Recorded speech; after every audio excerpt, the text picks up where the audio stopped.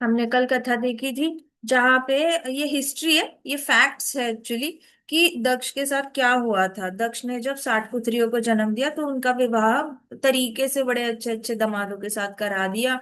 और उसने पूरे पूरे ब्रह्मांड के पॉपुलेशन की जिम्मेदारी उठाई दक्ष ने। और वो दिमाग में रखते हुए उसने अपने दामाद चुने थे।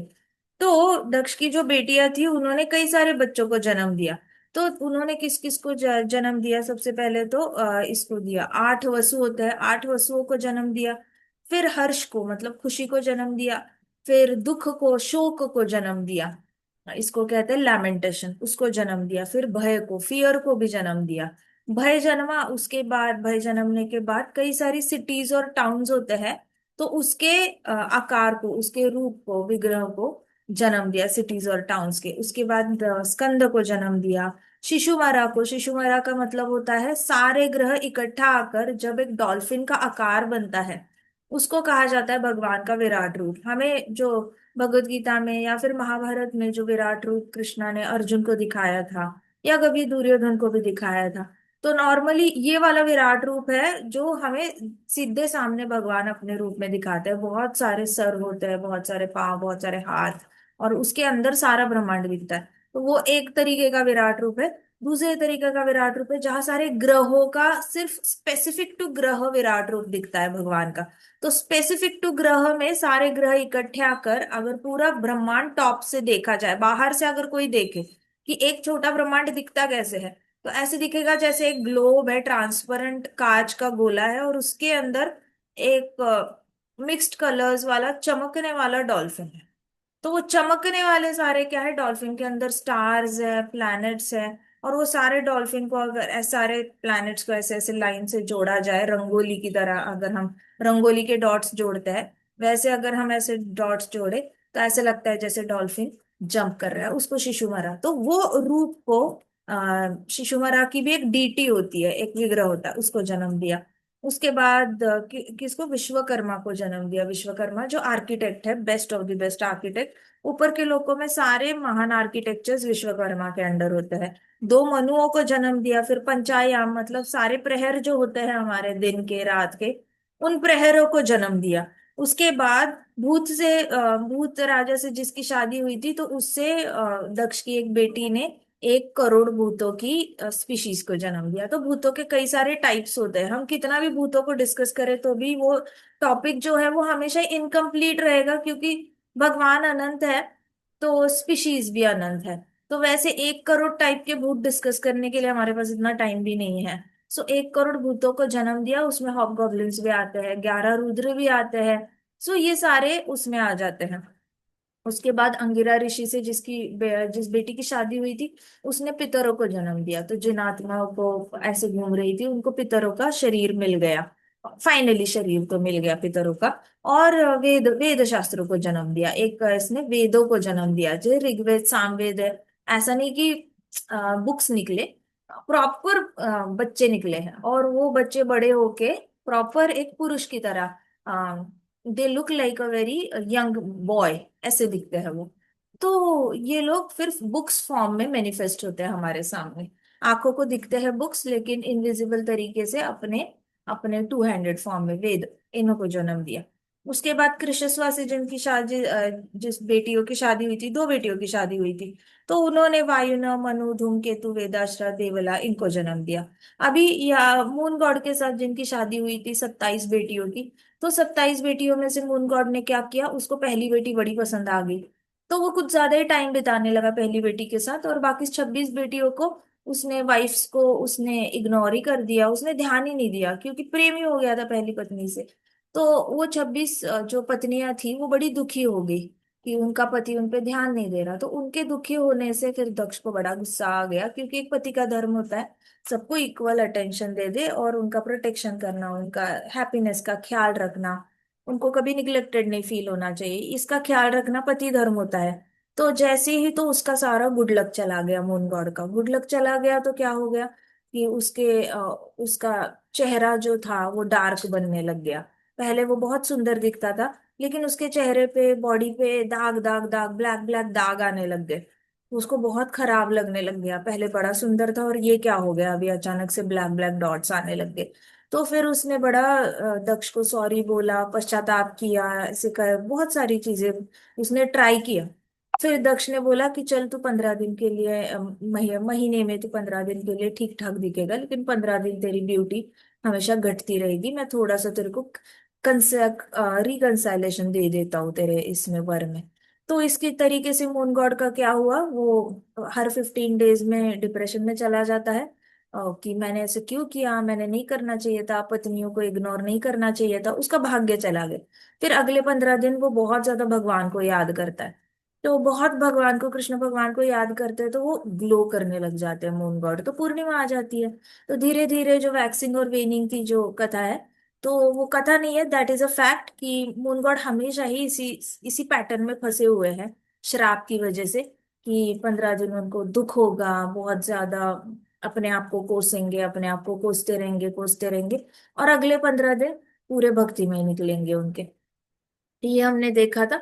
और दूसरे कल्प में ऐसे हुआ था कि मून गॉड को श्राप दिया था, लेकिन उसका उपवर करके उसको बोला था कि हाँ ठीक है, तुझे जो बच्चे होंगे वो सारे ब्रह्मांड के डेमिगॉड्स बनकर सबको रूल करेंगे। यहाँ पे दक्ष ने इसको श्राप दिया मून गॉड को कि तेरे को कभी बच्चे नहीं होंगे, you will never be able to give birth to any babies, ऐसे करके और एक श्राप भी दिया था। तो ब्यूटी भी खो बैठेगा और तेरे बच्चे भी नहीं होंगे। सो स्त्री का अपमान करना, पत्नी का अपमान करना स्पेशली बहुत महंगा पड़ जाता है पुरुषों को, उनका करियर में भी आगे एडवांसमेंट नहीं होती, हैप्पीनेस में एडवांसमेंट नहीं होती, सब कुछ ही, हेल्थ भी खराब हो जाती है उनकी, और आयु कम होती है। पत्नी का अपमान करने वालों की आयु कम होती है, और इग्नोर और निग्लेक्ट करने वालों की स्पेशली, इग्नोर और निग्लेक्ट करने से आपका भाग्य चला जाता है। तो परीक्षित महाराज ने आहा ऐसे बोला, आहा फैसिनेटिंग, उनको बहुत अच्छी लगी है कथा। फिर उन्होंने बोला कश्यप के साथ क्या हुआ, कश्यप मुनि के साथ। तो कश्यप मुनि ने तो 17 बेटियों से विवाह किया था दक्ष के। तो कश्यप मुनि का उन्होंने बताया कि कश्यप मुनि को इतने जो 4 बेटियों के साथ, 17 में से 4 बेटियों के साथ शादी करके उन्होंने अलग अलग बर्ड्स को जन्म दिया। उसके बाद सांपों को जन्म दिया। और इनके बहुत ही स्पेशल 2 डिसेंडेंट थे। तो परीक्षित महाराज ने कहा कौन कौन, कहते गरुड़ को जन्म दिया, भगवान विष्णु के जो गरुड़ ये वाहन है, गरुड़ को जन्म दिया। और सन गॉड का जो चैरियट ड्राइवर है अरुणा, अरुणों को जन्म दिया। तो परीक्षित महाराज बड़े हैप्पी हो गए, उन्होंने बोला जाया जाया जाया। फिर परीक्षित महाराज कहा बाकी बाकी 13 वाइफ्स के बारे में बताओ, 13 पत्नियों ने भी तो शादी की थी, सिस्टर्स ने शादी की थी। तो सुखदेव गोस्वामी जी ने स्माइल किया और कहते कि वो 13 बेटियां जो है दक्ष की, वो पूरे ब्रह्मांड को क्वांटिटी में पॉपुलेट करने के काम आई। तो उसमें से एक बेटी ने जो है, इन 13 बेटियों को मदर ऑफ द यूनिवर्स कहा जाता है, मतलब पूरे ब्रह्मांड की माँ ऐसे करके समझा जाता है दक्ष की 13 बेटियां। तो उनमें से अदिति थी, दीति थी, दानु थी, काष्ठा थी, अरिष्टा थी, फिर मुनि ताम्रा, सुरभि, शर्मा, ये सब थी। तो तिमी जो थी, तिमी ने किसको जन्म दिया, तिमी का स्वभाव जो था वो पानी जैसा था, कि जिनके साथ जाएगी घुल मिल जाएगी सबके साथ। तो उसने सारे पानी के अंदर रहने वाले एनिमल्स को जन्म दिया तिमी ने। तो तिमी का जो स्वभाव था उसके हिसाब से उसने बच्चे कंसीव करे। तो स्त्रियों ने हमेशा याद रखना चाहिए कि अपने स्वभाव में भक्तों के सारे ब्राह्मणिकल क्वालिफिकेशंस लाने हैं। एक भागवतम स्टूडेंट जो होता है वो कभी ऐसा नहीं होता कि मन में आए वैसे बिहेव कर लिया। वो हमेशा सबसे पहले, हमारा जो भीष्म पितामह का चैप्टर था फर्स्ट कैंटो में, जहाँ भीष्म पितामह युधिष्ठिर महाराज को बताते हैं एक रूलर कैसा होना चाहिए, और एक हमारे अंदर कौन सी क्वालिफिकेशन होनी चाहिए as a devotee of Krishna, उसमें उन्होंने ब्राह्मणिकल क्वालिफिकेशंस। तो डिवोटी बनने से पहले भी इंसान बनने के लिए हमारे अंदर ये सारे क्वालिफिकेशंस होना बहुत जरूरी है। आपके अंदर काइंडनेस होना चाहिए, कंपैशन होना चाहिए, ऑनेस्टी होनी चाहिए, ट्रूथफुलनेस होनी चाहिए, इंटीग्रिटी होनी चाहिए आपके अंदर। सो confidence in Krishna, confidence in love for Krishna, इसी होना चाहिए। तो आपके अंदर जो ब्राह्मण वाले सारे गुण होते हैं वो आत्मसात करना मतलब इंसान बनना। Otherwise it doesn't make sense to call yourself a devotee और फिर उल्टा जाकर गलतियां करते रहना, गलतियां, फिर वापस पहले डिवोटी बनो फिर इंसान बनने की कोशिश करो, फिर डिवोटी बनो फिर वापस इंसान बनने की कोशिश करो। इसमें तो कोई ऐसे हो गया, मैं 10th स्टैंडर्ड में गया फिर मैं 8th स्टैंडर्ड में जाके फॉर्मूलाज याद कर रहा हूँ, फिर मैं 10th में आ रहा हूँ फिर 8th स्टैंडर्ड में जा रहा हूँ, ये क्या तरीका होता है। सो ये स्त्रियों ने, स्पेशली लड़कियों ने याद रखना है, अपने क्वालिफिकेशंस थोड़े से हायर, थोड़े स्टैंडर्ड्स अपने हाई रखने चाहिए, विनम्रता होनी चाहिए, ह्यूमिलिटी और पेशेंस होना चाहिए, धैर्य होना चाहिए, विनम्रता धैर्य, विनम्रता धैर्य, विनम्रता धैर्य, सहनशीलता। स्त्री के ये सबसे अनकॉम्प्रोमाइजेबल गुण है, नॉन निगोशिएबल्स है। नॉन निगोशिएबल्स मतलब आप विवाह ही मत करो जब तक आपके अंदर ये तीन गुण आप कूट कूट के नहीं डालते। टीनेज बहुत अच्छी उम्र होती है, जो हमारे अंदर माता पिता कितने भी डांटेंगे, आपको बोलेंगे नहीं जाना, इधर नहीं जाना, उधर नहीं जाना, तो अपने अंदर कूट कूट के सहनशीलता डाल दो। कितना भी वो लोग आपको रेजिस्ट करे, आपको बड़ा झगड़ा करने का मन करेगा, सुनना नहीं बात, गुस्सा करने का मन करेगा, भाई बहनों को मारने का मन करेगा, बट ये टाइम है जब सहनशीलता अपने अंदर, ये अपना कैरेक्टर जो है वो बहुत अच्छे से बनाओ। सहनशीलता, विनम्रता और धैर्य, ये तीन की पूंजी होगी ना, आपको गृहस्थ आश्रम में आपको कोई उंगली नहीं दिखा सकता, आपको कोई टच नहीं कर सकता, कोई तंग नहीं कर सकता। किसी के अंदर ये शक्ति नहीं है, क्योंकि आपको बहुत कम लोग मिलेंगे जिनके पास ये गुण होते हैं।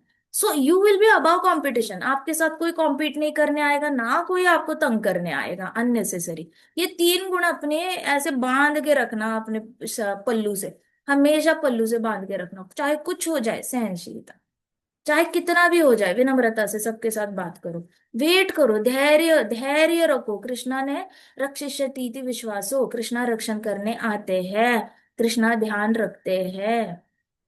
वेट करो, धैर्य रखो अपने अंदर, और वेट करने का फॉर्मूला हमें पता है, प्रभुपाद ने हमारे हाथ में माला पकड़ा दी है। वेट करने का तरीका ही होता है, माला माला का जाप करते रहो, हाथ में छोटी पॉकेट भगवत गीता रखो, जब भी टाइम मिले पढ़ते रहो पढ़ते रहो, ध्यान ही मत दो कौन कितना कहाँ से आ रहा है और कहाँ से इधर उधर से आपके ऊपर ये कर रहा है, एक्यूजेशंस कर रहा है। ठीक है। सो तिमी जो थी, तिमी बड़ी पानी जैसी थी, तो इससे आपको पता चलना चाहिए कि how much important it is कि हमारी कॉन्शियसनेस क्लीन हो। नहीं तो बच्चे कैसे पैदा होंगे, ये फिर हमारी रिस्पॉन्सिबिलिटी हो जाएगी, फिर ऐसे होगा कि खुद ही जाके कुल्हाड़ी पे पाँव मारा, कि अरे खुद का ही कॉन्शियसनेस ठीक नहीं है, ये क्या पैदा हो गया घर में झगड़े करने वाला, ये क्या पैदा हो गया, दो भाई मेरे दो बेटे हैं, आपस में ही लड़ाई करके एक दूसरे को मार के जमीन के लिए लड़ रहे हैं, प्रॉपर्टी के लिए लड़ रहे हैं, मैं कब मरूंगी उसका वेट कर रहे हैं। बाद में रो के क्या फायदा है, जब संतान ही कुसंतान निकलेगी तो। उससे पहले अगर यू वांट अगले 50 साल तो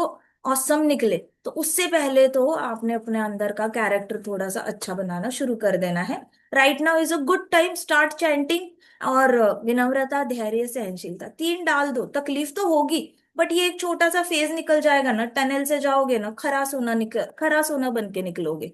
आई गॉट इट। सो तिमी जो थी वो पानी जैसी थी, तो उसको बहुत अच्छे से बच्चे जो हुए, वो सारे एक्वेटिक एनिमल्स, ब्रह्मांड में जितने भी एक्वेटिक एनिमल्स है, पानी के एनिमल्स, वो तिमी से निकले हुए। फिर शर्मा जो थी, उसका उसका नेचर थोड़ा सा फेरोशियस था, मतलब किसी ने अगर एक थप्पड़ मारी तो उसको 10 थप्पड़ मारेगी, तो उसके सारे, उसने किस किस को जन्म दिया, लायंस और टाइगर्स को, मतलब बिल्कुल भी उसको माफी नहीं है। आप मुझे चूटी काट के देखो, मैं आपको फाड़ डालूंगी, इस तरीके से, तो उसको फेरेशियस टाइगर्स और लायंस आए। सुरभि जो थी बड़ी सहनशील, बहुत ज्यादा सहनशील थी, तो उसने गायों को जन्म दिया। जो गौ माता सिर्फ सबका भला करने के लिए जन्मती है, वो कोई सेल्फिशनेस नहीं। सिंपल घास खाएगी जो फ्री में आती है जंगल में, फ्री में आने वाली घास खाएगी, लेकिन देते हुए सब कुछ मेडिसिनल देगी, तो उसका पूरा शरीर त्याग से भरा हुआ है। और ये गंदे गंदे लोग उनको काट कर भी खाते हैं। सो गौ माता जैसा स्वभाव जो है, even if you meditate on गौ माता तो भी अपने अंदर वो स्वभाव आ जाता है, बहुत ही सेल्फलेस, त्याग वैराग्य से भरा हुआ है।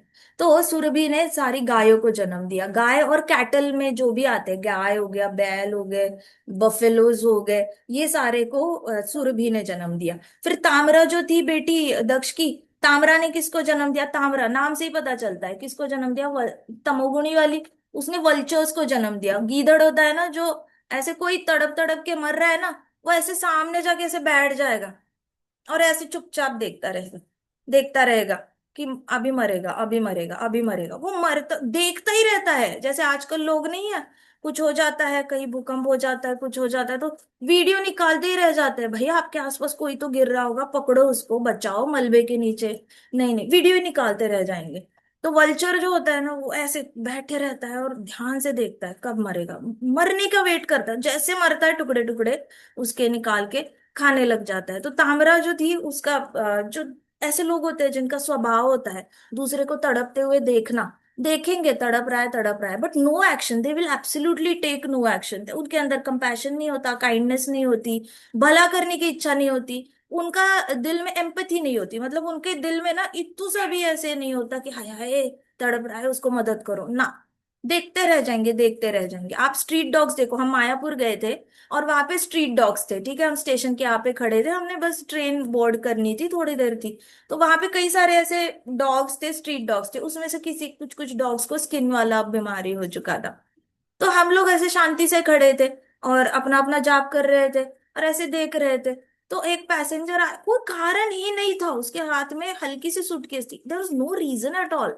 आते आते बस पाव से लात मारी, जिसको स्किन की प्रॉब्लम है जिस डॉग को, आते आते बस स्किन ऑलरेडी वो तड़प रहा है वो कुत्ता, और फिर जाते थे जोर से उसको लात मारी, हटाया है साइड हो जा ऐसे करके पाव से लात मारी और आगे चला गया। ये क्वालिटी होती है वल्चर्स की, कि कोई तड़प रहा है फिर भी they will have no compassion. तो तामरा के सारे बच्चे कैसे निकले, ईगल जैसे निकले, ईगल्स निकले उसके गर्भ से, फिर सारे वल्चर्स निकले उसके गर्भ से, फिर ऐसे ऐसे बर्ड्स निकले जो कार्निवोर, मतलब बड़े बड़े एनिमल्स को खाने वाले बर्ड्स, बड़े बड़े बर्ड्स, ऐसे वाले सारे जन्मे उसके गर्भ से। फिर मुनि जो थी, मुनि बड़ी, देखो नाम में ही मुनि है, मुनि कैसे होता है, जेड, एकदम शांत, ब्रह्मभूत प्रसन्न आत्मा। अच्छा, किसी ने थप्पड़ मारा, हरे कृष्णा, किसी ने गाली दी, हरे कृष्ण, कोई फर्क नहीं, सब सही है, सब चंगा है, सब चंगा है। तो मुनि ऐसी थी तो उसको बच्चे भी वैसे ही हुए, एंजल्स हुए। एंजल्स कैसे, एंजल्स कौन होता है, जो आपकी अच्छी इच्छाएं पूरी करते हैं। तो कई बार ऐसे समझा जाता है, नॉर्मली लोगों को लगता है एंजल्स परियां होती नहीं है, लेकिन एक्चुअली होती है ब्रह्मांड में परियां। अब उसका पिक्चर सच में उनको विंग्स होते हैं नहीं होते हैं, हाथ में मैजिक वैंड होती है नहीं होती, ये तो पता नहीं है। बट एंजल्स परियां तो होती है, आपकी अच्छी इच्छाएं पूरी करने के लिए आती है। सो कई सारे देशों में ये कल्चर है, जब वो एंजल्स को प्रे करते हैं वो लोग, कि ये हमारी ये इच्छा पूरी कर दो, वो इच्छा पूरी कर दो, मेरे पिताजी की डेथ हो गई है, मेरे पिताजी जहाँ पे भी होंगे उनको जाके बताओ मुझे इतने मार्क्स आए हैं, मेरी शादी हो चुकी है, सब अच्छा चल रहा है।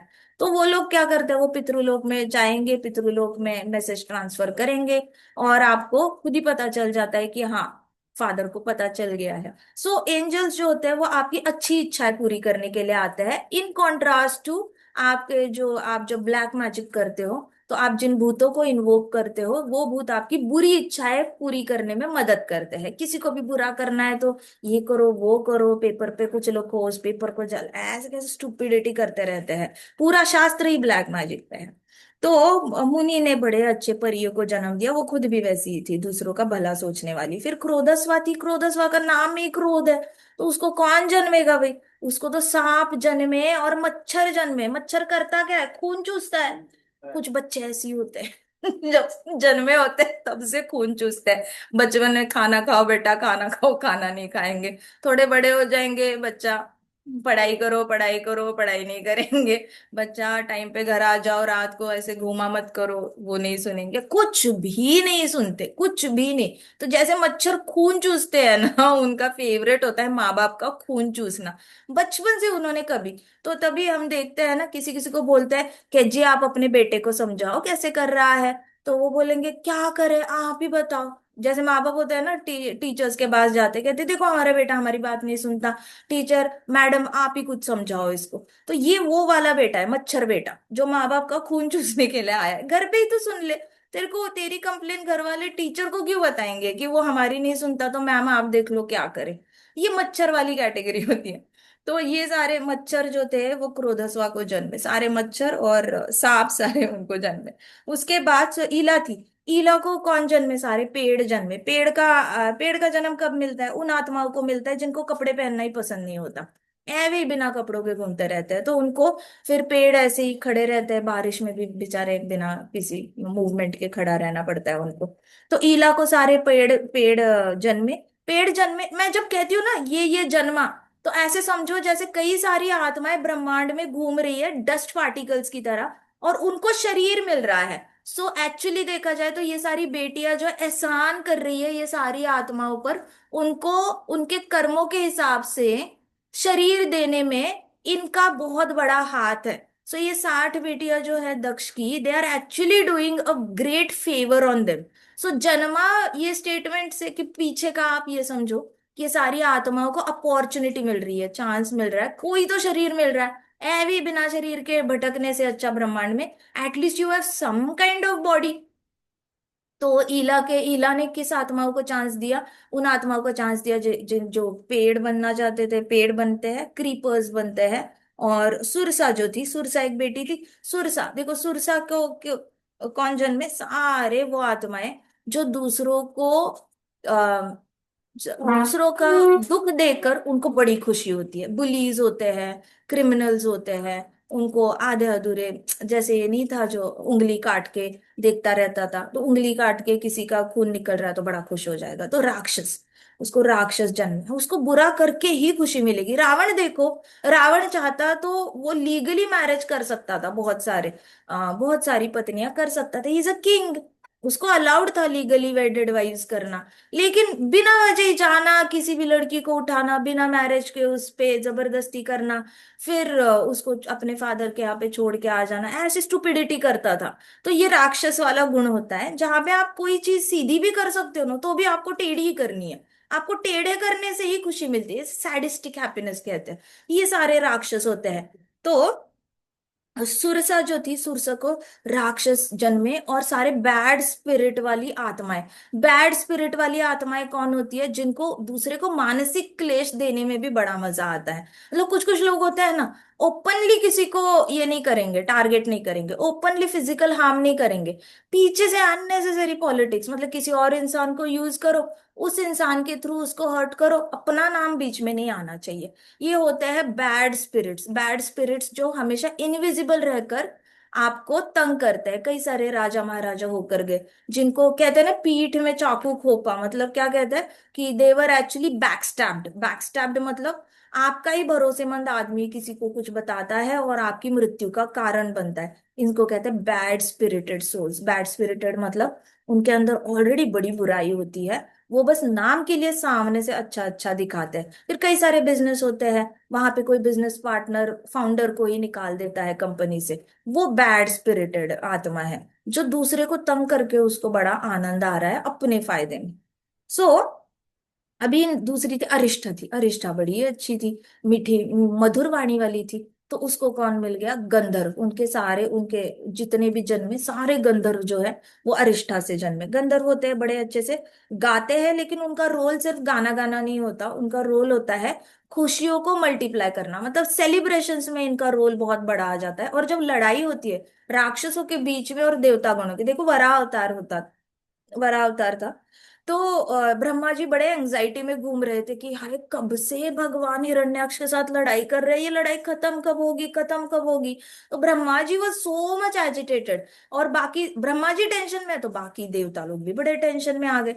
तो गंधर्वों ने बहुत अच्छे से युद्ध वाला गाना गाना शुरू किया था, जिससे कि ब्रह्मा जी की भी एंजाइटी कम हो और देवता लोगों की भी एंजाइटी कम हो। सो ब्रह्मा जी ने फाइनली रिक्वेस्ट किया भगवान को, वराह को, कि आप बहुत हो गया खेलना, आप इसको मार ही डालो। मुझे बार बार ऐसे लग रहा है कि हिरण्याक्ष आपको तकलीफ पहुंचाएगा, आप जख्मी हो जाओगे, भगवान जल्दी से मार डालो, देखी नहीं जा रही है लड़ाई इतने दिनों से। तो वराह भगवान तो खेल रहे थे, उनको बड़ा मजा आ रहा था हिरण्याक्ष के साथ। लेकिन फिर वराह भगवान ने one blow, one punch and he killed Hiranyaksha. तो गंधर्वों ने पहले तो उन्होंने युद्ध वाला गाना गाया, उसके बाद उन्होंने सेलिब्रेशन वाले गाने गाए। सो जैसे चीयर लीडर्स नहीं होते, कोई मैच चलती है तो वो लोग चीयर करने के लिए गाते हैं। सो गंधर्वों का रोल बहुत बड़ा होता है, दुख दुख के वक्त आपको मोटिवेट करना, और खुशियां होती है तो सेलिब्रेट करना। तो ये गंधर्व अरिष्टा को जन्मे। उसके बाद कास्ता थी, कास्ता को सारे घोड़े जन्मे, घोड़े जन्मे। उसके बाद दानु थी ना, तो दानु के 61 सन्स फ्रॉम दानु। दानु को 61 बेटे हुए। 61 मतलब कितने बेटे? 61 बेटे। तो दानु को टोटल 61 बेटे हुए। Danu is a very special daughter of Daksha. तो दानु को जैसे 61 बेटे हुए, उसमें से ऑफ होम 18 वर प्रोमिनेंट।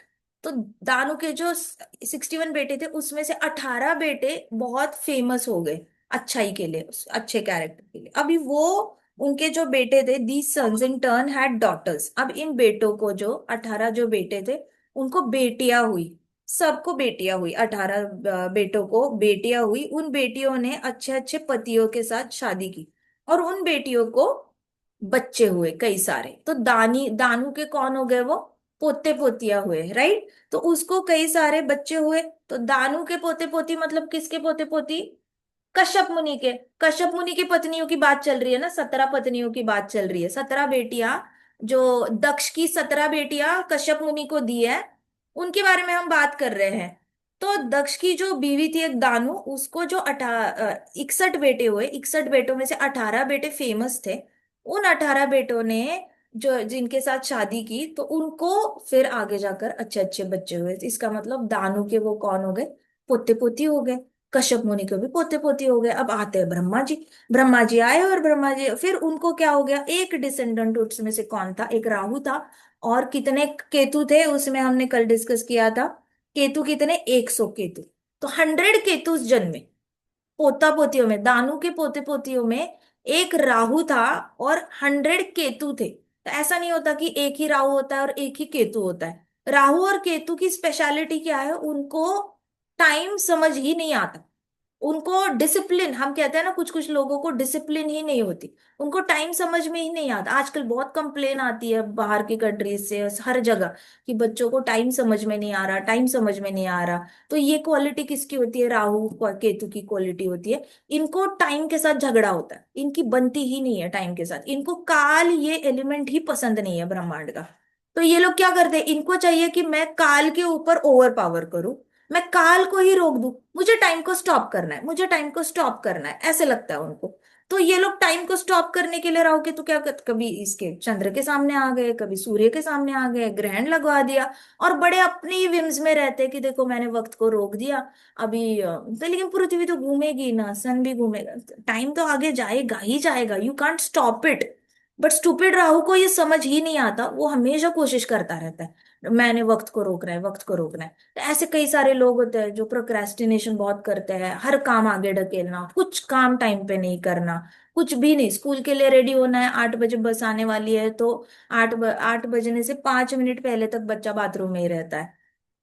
ऐसे बड़े बड़े प्रॉब्लम्स है। सो इनको टाइम एलिमेंट समझ में नहीं आता, इनके मतलब आ, चिल्लाने वाले सारे जो है, चिल्लाने वाले अलार्म्स होते हैं उनके घर में, माँ भी चिल्लाएगी, फादर भी चिल्लाएंगे, दादी भी चिल्लाएगी, दादाजी भी चिल्लाएंगे।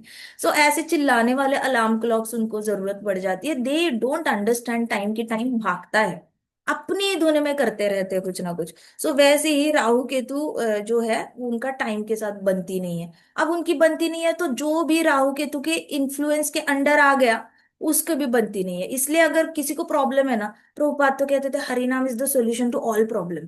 तो आप ब्लाइंडली भरोसा करो प्रभुपाद पे। प्रभुपाद जो हमें मिले हैं ना, वापस हमें मिलेंगे नहीं, मैं बता रही हूँ आपको। प्रभुपाद की हर एक इंस्ट्रक्शन ना आप आंखें बंद करके फॉलो करो, क्योंकि प्रभुपाद जो भी बताते हैं ना, वो शास्त्रों से बताते हैं। वो अपनी मर्जी से कुछ नहीं बताते। आपको टाइम की प्रॉब्लम है, टाइम समझ में नहीं आता, हर काम आगे ढकेला जाता है, एनर्जी कम फील होती है, फटीक फील होता है, लेथार्जी, नींद आती है, बस डिपेंड ऑन हरिनाम। बस हरिनाम लो और आपकी सारे अंदर के जितनी भी प्रॉब्लम्स है ना, वो सारे चले जाते हैं। बट भरोसा होना चाहिए। ये नहीं कि आज भरोसा है कल भरोसा नहीं, बीच में ही कुछ घर में ये प्रॉब्लम आ गई, वो प्रॉब्लम हो गई, हरिनाम लेना ही भूल गए, ये नहीं चलता। चाहिए कंटिन्यूअस लेना शुरू करो। Consistency triumphs, consistency triumphs, consistency triumphs. सातत्य सातत्य सातत्य, सातत्य वन जा सातत्य, सातत्य टू जा सातत्य, सातत्य ही सक्सेस देगा। कोई भी बुराई है, सारी बुराइयां धुएं की तरह उड़ जाती है बॉडी से। तो ये जो था, तो राहु केतु का इन्फ्लुएंस क्या ही होगा हमारे ऊपर। सो राहु और केतु 101 बेटे जो थे, वो दानु के पोते पोती थे, पोते थे बेसिकली। और लॉर्ड ब्रह्मा आए बीच में, उन्होंने कश्यप मुनि को बोला कि देखो दानु की 2 पोतियां है, तुम उससे विवाह कर लो। तो कश्यप मुनि ऐसे, Parikshit Maharaj was like what, ये क्या इंस्ट्रक्शन दे दी। तो he was taken aback and he was totally, Parikshit Maharaj एकदम स्टार्टल्ड हो गए, उनको शौक लग गया। ब्रह्मा जी ऐसी कैसी बातें कर सकते हैं, how can you Mary your own पोती, आप अपनी पोती के साथ विवाह कैसे कर सकते हो। तो प्रभुपाद कहते हैं कि ये वाली जो इंस्ट्रक्शन है ब्रह्मा जी की, ये बहुत हाई लेवल से आती है, इसके बाद कुछ ऐसे होने वाला है जिससे कि हमें कुछ सीखने को मिलने वाला है। तो आप एज इट इज किसी ने भी इस इंस्ट्रक्शन को कॉपी नहीं करना चाहिए, जस्ट बिकॉज कि भागवतम में ऐसे ऐसे क्रिएशन हुई है। Just don't copy it out of context, out of context इसको बोनाफाइड इंस्ट्रक्शन नहीं समझनी चाहिए। ये सिर्फ कश्यप मुनि के लिए इंस्ट्रक्शन है। तो कश्यप मुनि कोई तो ऐसी लीला करेंगे जिससे हमें पता चलेगा कि ये काम क्यों नहीं करना होता है। राइट, जैसे दीति ने गलत टाइम पे बेटे मांग लिए।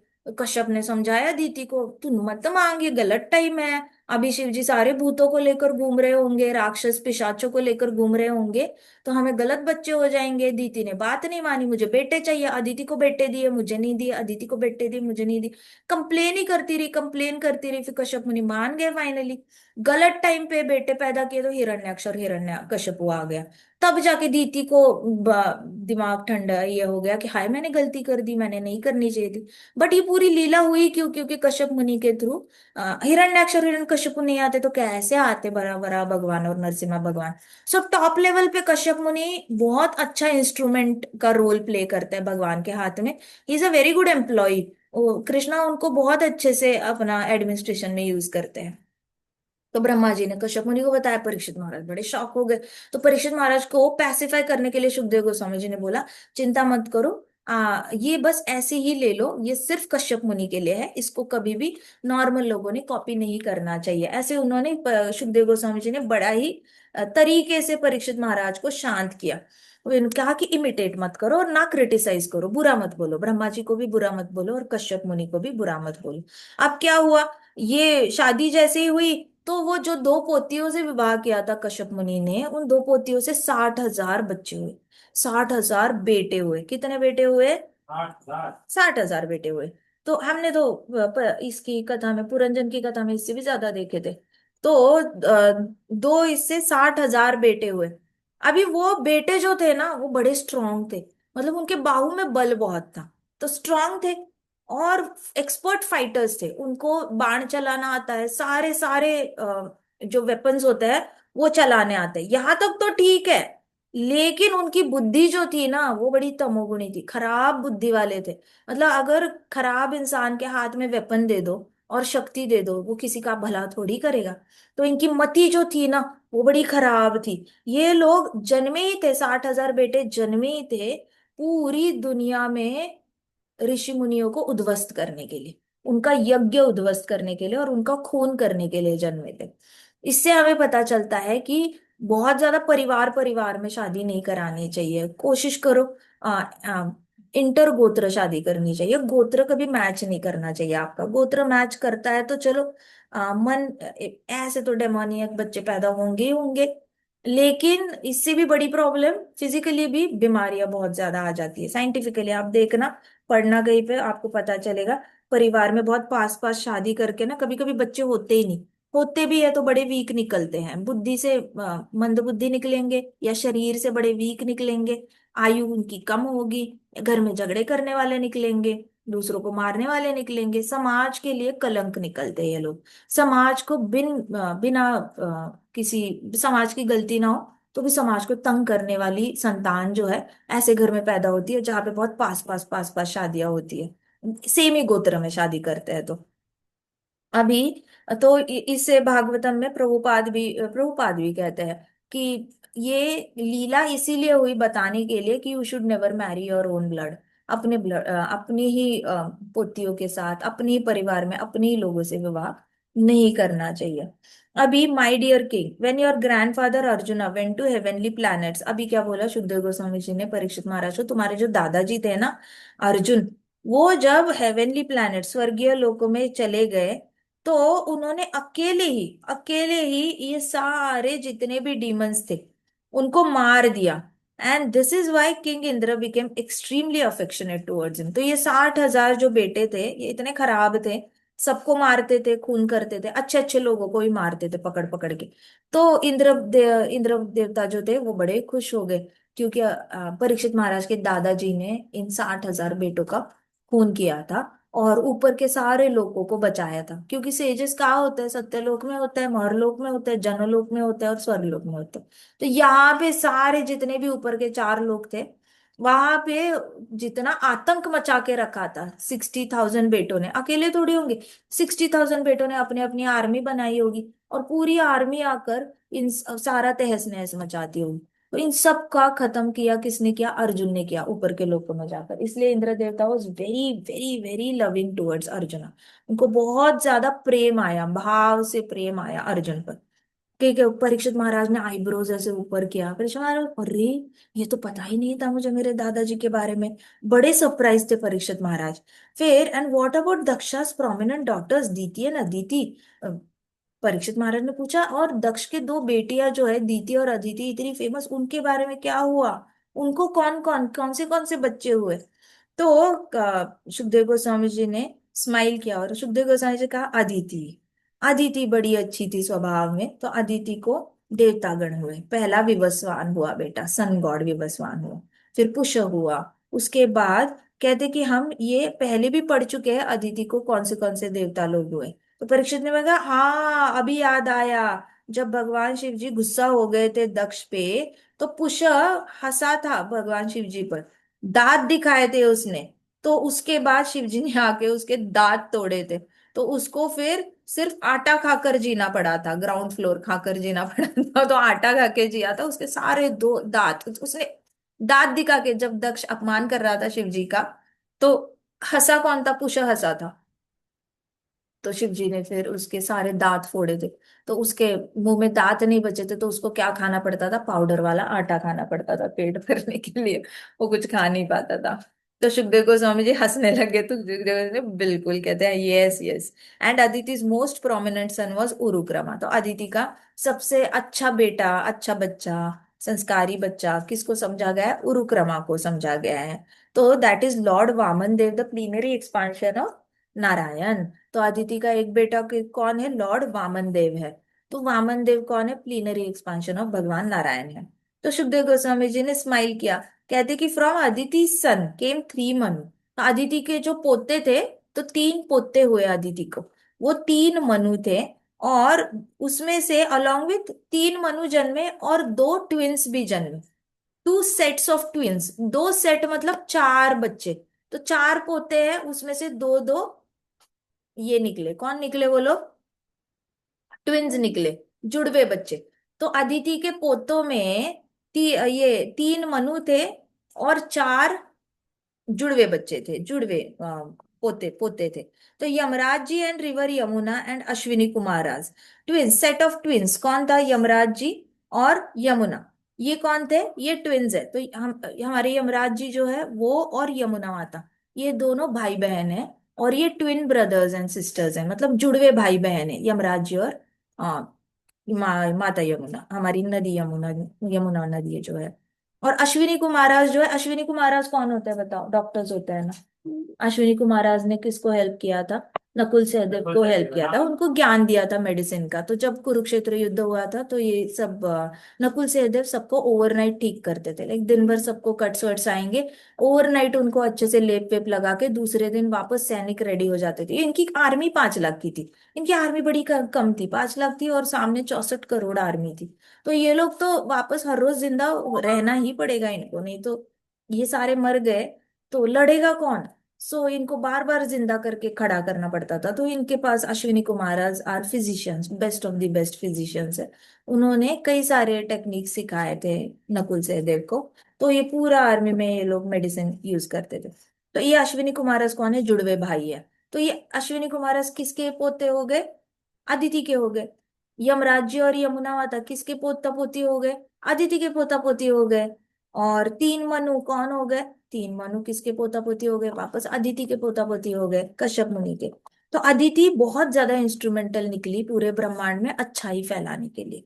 तो अदिति के जो Aditi sons also fathered various scholars. अब अदिति को जो पोते हुए, वो भी बहुत लर्नेड स्कॉलर्स निकले, बहुत पढ़े लिखे लर्नेड स्कॉलर्स। उनका पूरा ब्रह्मांड में सब उनकी तारीफ करते थे।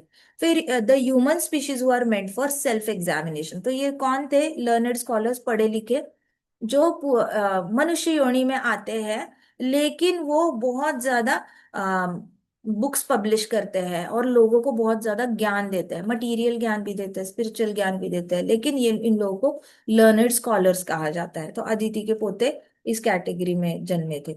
उसके बाद पावरफुल ब्रदर्स सन्निवेश एंड विश्वरूप, तो और दो पोते जन्मे जिसका नाम था सन्निवेश और विश्वरूप, जो Prajapati Tvashta's marriage with Rachana daughter of demon. तो एक डॉटर, ये डीमन की वो एक राक्षस की बेटी थी रचना, उसके साथ अदिति के एक बेटे ने शादी की थी त्वष्टा ने। तो उसको दो बेटे हुए, सन्निवेश और विश्वरूप। फिर परीक्षित महाराज ने आंखें खोली कि ऐसे कैसे, हाउ वंडरफुल। कहते परीक्षित महाराज ने आंखें खोली और कहा कि कितना अद्भुत है, भगवान ने कितना परफेक्टली सब कुछ अरेंज किया है। मतलब एक देवता राक्षस से शादी कर रहा है और उससे जो बच्चे पैदा हो रहे हैं, अब उनमें देवता का गुण होगा या राक्षस का गुण होगा। तो परीक्षित महाराज की आंखें ऐसे एकदम वाइड हो गई, वॉज रियली सरप्राइज। ये कितनी अद्भुत बातें हैं ये सारी, कि कितना सुंदर है भगवान जो यूनिवर्स बना रहे हैं, कितना क्रिएटिवली बना रहे हैं, सब कुछ मिक्स करके बहुत ही सुंदरता से बना रहे हैं। तो सुखदेव गोस्वामी जी ने कहा कि इसलिए भगवान को अनंत कहा जाता है, क्योंकि भगवान के पास क्रिएटिविटी अनंत है, ही इज अनलिमिटेड क्रिएटिविटी है भगवान के पास।